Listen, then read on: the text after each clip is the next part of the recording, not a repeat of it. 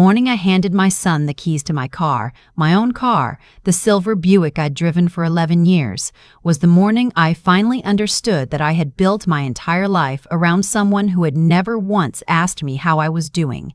That was 3 years before everything fell apart. I'm getting ahead of myself. My name is Lorraine. I'm 68 years old and I live in a 2-bedroom apartment in Lisbon, Portugal, with a small balcony that overlooks a street lined with orange trees.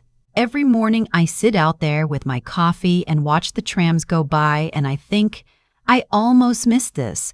I almost spent whatever years I have left sitting in a recliner in my son's guest room, waiting for someone to remember I existed. But let me start at the beginning. The real beginning. I was 24 years old when my son was born. I was working the front desk at a dental office in Raleigh, North Carolina, and my husband, we'll call him what he was, a man who walked out when my son was 18 months old. Left a note on the kitchen counter next to a half-eaten sleeve of crackers. Didn't even finish his snack before abandoning us. I raised my son alone. I want you to understand what that means, practically speaking, in America in the 1980s. It means you take every overtime shift. It means you learn to cut your own hair. It means you buy your son the name brand sneakers he wants for the first day of school, even though you'll be eating peanut butter sandwiches for 2 weeks. It means you don't complain, because complaining doesn't pay the electric bill. I did all of it, and I would do it again. That's the honest truth. I loved my son. I still love my son. The way you love something you built with your own hands, something that cost you everything, and you gave it willingly. His name is Jason. By the time Jason was in high school, I had worked my way up to office manager at the same dental practice. I'd gotten my associate's degree at night over 4 years, taking one class at a time while Jason did homework at the kitchen table. When he graduated high school, I had saved enough to pay for 2 full years of his college without touching a loan. He got a partial scholarship for the other 2 years. I was so proud I cried in the parking lot of the ceremony because I didn't want him to see. He got a degree in business, got a good job at a logistics company in Charlotte, married a woman named, and I'll just call her my daughter-in-law because her name doesn't matter as much as what she represents, a woman who smiled at me exactly the way a person smiles when they're being photographed. Wide, bright, and completely disconnected from their eyes. I told myself I was being uncharitable. I told myself that for about 7 years. Here's the thing nobody tells you about being a mother who gave everything. At some point, the giving becomes invisible. It doesn't matter that you drove 4 hours round trip to babysit your grandchildren every other weekend for 3 years. It doesn't matter that you co-signed their first mortgage when the bank hesitated because Jason had a late payment on his credit report. It doesn't matter that when the transmission went on their minivan and they were between paychecks, you put $2,800 on your credit card and told them not to worry about paying it back. They don't pay it back. Not because they're deliberately cruel, at least not at first. It's because it never occurred to them that you might need something in return. You had become, without anyone deciding it, a resource, a function, not a person. I was a grandmother, a babysitter, a co-signer, an emergency fund, and a backup plan. I was not someone who had dreams. I was not someone who got tired. I was not someone whose knees ached every morning or who sometimes lay awake at 3 a.m. thinking about all the places she had wanted to see and all the years that were quietly passing. I was mom. I was grandma. I was the woman who showed up when called and left when dismissed. And I was fine with it, I told myself. I was fine with it for a long time. The year I turned 67, I was diagnosed with moderate arthritis in both hips. Nothing catastrophic, the doctor said. Manageable. But I would need to slow down. I would need to think about what physical demands I was putting on my body. I called Jason to tell him. I sat in my car in the hospital parking garage because I had driven myself to the appointment as I drove myself to every appointment, and I called my son. He picked up on the 4th ring. Mom, hey, I'm actually just heading into a meeting. Can I call you back? I said, of course. He called back 2 days later. He asked what the doctor said. I told him. He said, well, arthritis is pretty common at your age, right? I think Grandma Jean had it too. And then he told me about a problem he was having with a contractor at work. I listened. I gave him advice. I told him it would work out. When I hung up, I sat in my kitchen for a long time. I had $287,000 in a retirement account I'd been building since I was 32. I had a paid-off condo that was worth, according to a recent appraisal, somewhere around $310,000. I had a small pension from the dental office and Social Security that together gave me about $2,100 a month. By any reasonable measure, I was okay, but Jason didn't know any of that. It had never come up because Jason had never asked. That Christmas, I drove to Charlotte, 4.5 hours with a car full of presents. I had spent, and I sat down and added it up later, just over $1,400 on gifts for Jason, my daughter-in-law, and my 2 grandchildren. I wrapped every single one by hand. I made my grandmother's pecan pie, which takes 2 days if you make the crust from scratch, which I do. My daughter-in-law opened her gift, a cashmere sweater I'd found on sale, still $140, held it up, said, "Oh, that's cute," and set it aside. She was looking at her phone. My grandson, who was 9, said, "Is this the new one?" about the video game I'd gotten him, in a tone that made clear it was not the new one.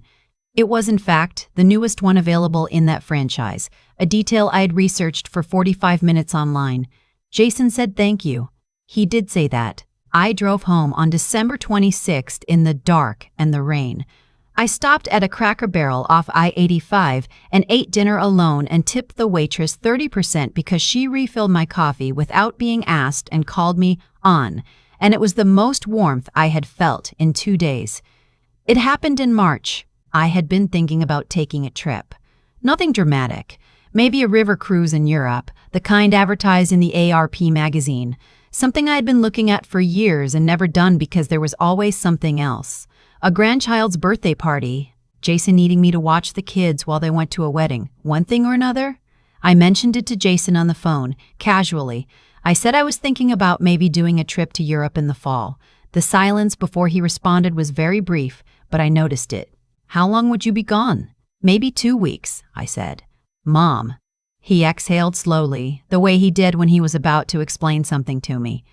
"We were actually hoping you could help out more with the kids next year. Cindy is going back to work full-time, and we've been counting on you to cover Tuesdays and Thursdays, at least through the end of the school year. We were going to talk to you about it at Easter." They had been counting on me. They hadn't asked me. They had counted on me. I said I'd think about it. I didn't sleep well that night. The next morning, I called my friend Paula. She lives in Nashville, and she's the only person who has known me long enough to tell me the truth. And I told her what Jason said. She was quiet for a moment. Then she said, "Lorraine, do you remember when you told me about the transmission? The $2,800? I said I remembered. Did he ever pay you back?" He hadn't. "Did he ever ask how you were getting along since the hip diagnosis?" I thought about it. Really thought about it. He hadn't. "Honey," Paula said, "I love you, and I say this with love. Your son has had a mother for his entire life who asks nothing for herself. You trained him to expect that, and now he's confused that the training worked." I sat with that for a week. Then came the phone call that changed everything. It was a Tuesday night in April. Jason called, which was unusual. He usually texted. My heart did the small, nervous thing it always does when something breaks a pattern, and I answered quickly. "Mom, we need to talk about the house situation." Their house. I had co-signed the mortgage 6 years ago. They had refinanced since then, and I was told, not asked, that I had been removed from the mortgage during the refinance. I had taken their word for it. I had not asked for documentation. I should have asked for documentation. Jason explained in the careful, measured tone of a man who has practiced his conversation that he and my daughter-in-law had decided to sell the house and buy something larger in a different school district. A better school district. The kids were getting older. "That sounds like a good plan," I said carefully. "The thing is," he said, "with the market the way it is, we're going to be pretty stretched on the down payment. We wanted to ask if you might consider contributing. Just as a loan, obviously. We put something in writing. He wanted $50,000. I asked him very quietly if I was still on the mortgage." A pause. "I mean, technically, yes. The refinance didn't go through the way we expected, but that doesn't." I thanked him for calling. I told him I needed to think. I hung up the phone.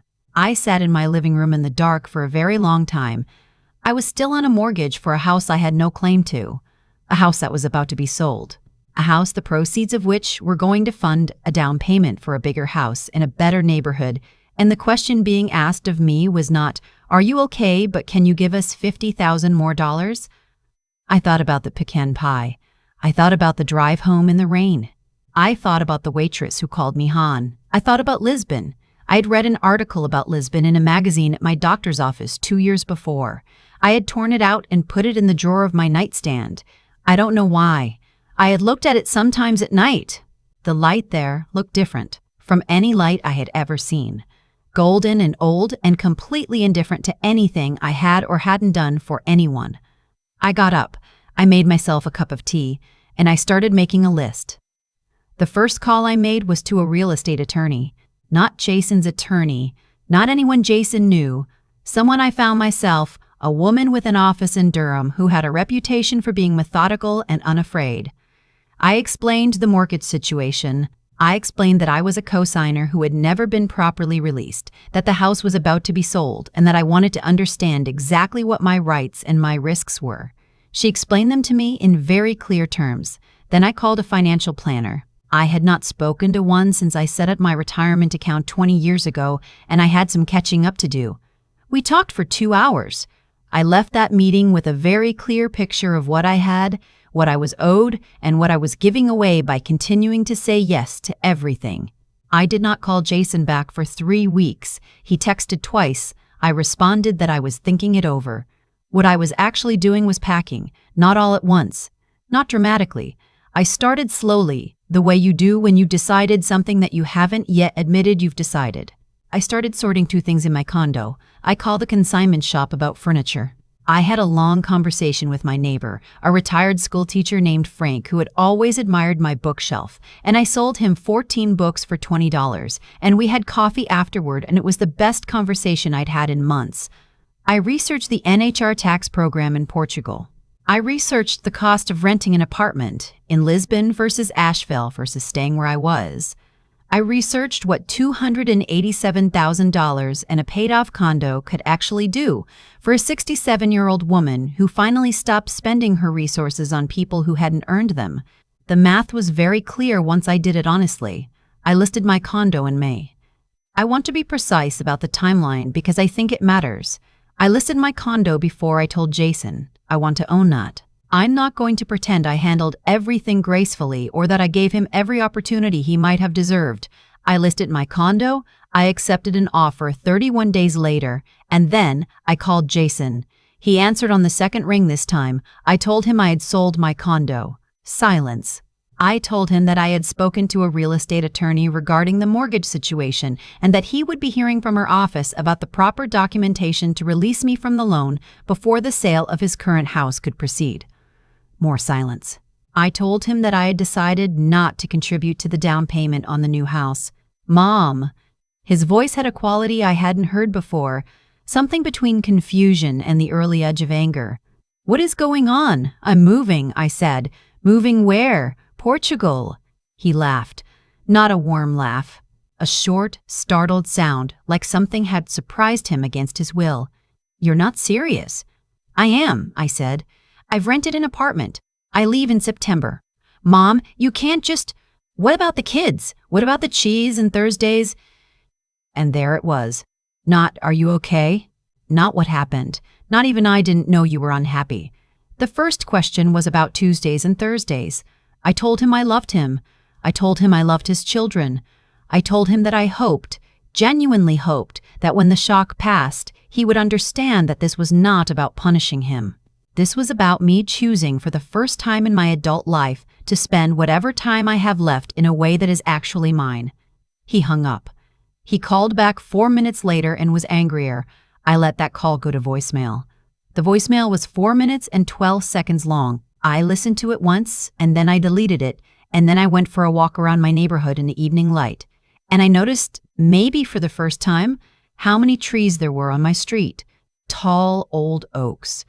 I had lived there for 9 years, and I had never stopped to look at the trees. I flew to Lisbon on a Thursday in September. Paula drove me to RDU, and we cried in the departures drop-off lane, and she said, "Don't you dare come back." And I said I'd come visit her in the spring, and she said she might just come to me instead. The apartment is on the third floor of a building that was constructed in 1902. The elevator is very small. The walls are thick, and in the afternoons there is a particular quality to the silence that I have never experienced in any American building. A deep, settled quiet, like the building has made peace with something. I walk every day. My hips ache, and I walk anyway, carefully, with good shoes. And I have found that moving slowly through a beautiful place is not a bad way to spend an afternoon. I take Portuguese lessons on Tuesday and Thursday mornings, my Tuesdays and Thursdays now, from a retired teacher named Anna, who laughs at my pronunciation and then corrects me with great patience. I eat dinner late, the way they do here. I sit at outdoor tables and order things I can't entirely pronounce, and the food is extraordinary in the way that simple, well-made things are extraordinary. I have a glass of wine with dinner most nights, which I never did at home, because at home dinner was something you made and ate standing at the counter before driving somewhere to help someone with something. I joined a walking group for expats. There are 12 of us, ranging in age from 51 to 79, from 6 different countries. We walk on Saturday mornings and then get coffee and argue about things that don't matter in a way that feels like being alive. Jason has called 11 times since September. I have answered 6 of those calls. The conversations are not easy, but they are more honest than any conversation we had in the previous decade, which I think means something. In November, he admitted, and I could tell it cost him something to say it, that he had not understood how much I had given up, that he had thought of my help as something that came naturally to me, something I wanted to do, because I had never said otherwise. That's true. I had never said otherwise. We are not finished with each other. I don't think we will be. He is my son, and I am his mother, and that is not a thing that gets undone, even when it gets complicated. He asked me, on the call in November, what made me finally decide. I thought about how to answer honestly. You asked me for $50,000, I said, and your first question wasn't whether I could afford it, and when I said I might want to take a trip, your first thought was about who would watch the kids. I realized I had never in your adult life had a conversation where you asked me what I needed, and I don't entirely blame you for that. I taught you to expect that I didn't need anything. He was quiet for a long time. I'm sorry, Mom, he said, and I believe he meant it. I know, I said. I'm not gone because I'm angry. I'm here because I finally got honest with myself about the time I have left. My grandchildren video call me sometimes now on their own without being asked. My granddaughter, who is 7, wants me to teach her Portuguese words. She has learned obrigada and bom dia, and she says them with enormous confidence and an accent that would make Anna laugh. I found the magazine article in a box when I was unpacking, the one I had torn out 2 years ago with the picture of the light on the water here. I put it on my refrigerator with a magnet shaped like a rooster. It's a Portuguese thing, and every time I see it, I think about the woman who kept it in her nightstand for 2 years and never told anyone she wanted this. She deserved it sooner. But she has it now. And before I go any further, if you're watching this and you have something in your nightstand, something you've been saving for someday, I want you to go get it, right now. Put it somewhere you can see it. Make sure you subscribe and leave me a comment below. Where are you watching from today? I want to know. Because here's what I know at 68 that I did not know at 38. Someday is not a date on the calendar. It is a choice. It is a choice you make on an ordinary Tuesday, or a March evening after a phone call, or in a hospital parking garage after a doctor's appointment you drove yourself to alone. I chose on a Tuesday in April, sitting in my living room in the dark. I would have chosen sooner if I had known it was allowed. There's a woman in my walking group. She's from Ohio, 63 years old, recently retired, who told me last month that she had forwarded a video of mine to her sister. She said her sister had been caring for an aging parent and also quietly raising her grandchildren and also working part-time and had not taken a real vacation in 9 years. She watched it 3 times, this woman told me. She said it was the first time she felt like someone understood. I thought about that for the rest of the walk. If that's you, if you are the one who always shows up, the one everyone counts on, the one who ate standing at the counter, I want you to hear this clearly. You are allowed to have a life, not someday. Not when the kids are older or when things slow down or when someone finally notices how much you've given. Now. You are allowed to sit at an outdoor table in a city you've never been to, order something you can't pronounce, and feel the particular pleasure of existing somewhere that has nothing to do with anyone's needs but your own. I am 68 years old. I have arthritis in both hips. I walk slowly and I mispronounce things, and I am, without any qualification, the happiest I have been since before I can remember being unhappy. My name is Lorraine. I live in Lisbon, and I am just getting started. I've thought a lot about what actually happened, not the phone calls, not the paperwork, not the flight, but the thing underneath all of it, the real thing. What happened is that I spent 40-some years being genuinely good at something that nobody counted as a skill. I was good at showing up. I was good at absorbing whatever was needed and not asking for anything in return. And because I was so good at it and because I never complained, everyone around me, including my own son, reasonably concluded that it cost me nothing, that I was simply built that way, that the giving came easy and the needing didn't exist. That's not cruelty. That's just what happens when you teach people how to treat you, and then you wonder why they kept learning. Jason isn't a bad man. I want to say that clearly because I think it matters. He's a man who had a mother who never once said, "I'm tired" or "I need something" or "that hurt." He had a mother who drove 4.5 hours and wrapped presents by hand and put $2,800 on her credit card and said, "Don't worry about it." Of course he didn't worry about it. Of course he didn't worry about it. I told him not to. I told him over and over in every way except words that my comfort didn't factor into the equation. The $50,000 phone call wasn't the moment he became a different person. It was the moment I finally heard what I had been quietly agreeing to for years. And what I've come to understand, sitting on this balcony, watching the trams, drinking coffee that I make exactly the way I like it, with nobody else's preferences to consider, is that the life I have now required a kind of courage I didn't know I had. Not the dramatic kind, not the kind that makes a good speech, the quiet kind, the kind that sits in a dark living room after a hard phone call and makes a list instead of crying, the kind that calls an attorney when every instinct says to keep the peace, the kind that books a one-way flight and tells the truth to the person you love most, even knowing they'll be angry. Integrity isn't the big moments. It's what you do when you're tired and scared, and the easier thing is right there in front of you. The easier thing for me would have been to say yes to the $50,000, to cover Tuesdays and Thursdays, to stay small and useful and nearby. I had said yes to that version of my life for so long that saying no felt like breaking something. What I actually broke was a pattern, and patterns, once broken, have a way of showing you what was holding them together. Paula told me once that the biggest thing she admired about me was that I never gave up on people. I've been thinking about whether that's still true, and I think it is. I just finally included myself in the category of people worth not giving up on. I am 68 years old. My hips hurt. My Portuguese is embarrassing. I eat dinner at 9 p.m.